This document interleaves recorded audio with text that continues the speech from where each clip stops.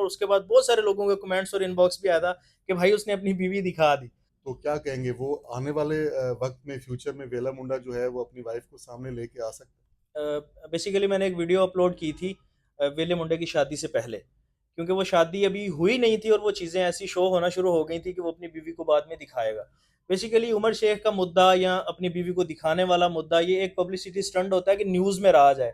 Headlines में रहना सबसे ज़्यादा ज़रूरी होता है इन जैसे लोगों के लिए जिनके पास कंटेंट तो होता नहीं है।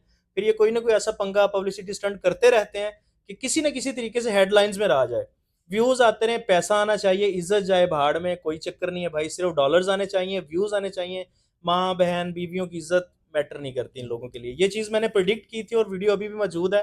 फुली ऑन पब्लिसिटी स्टंट है भाई, के व्यूज आए, पैसा आए, मेरा नाम चलता रहे कि वेले मुंडे ने बीवी दिखा दी। और ये शादी से पहले ही मैंने प्रिडिक्ट कर दिया था और उसके बाद बहुत सारे लोगों के कमेंट्स और इनबॉक्स भी आया था कि भाई उसने अपनी बीवी दिखा दी।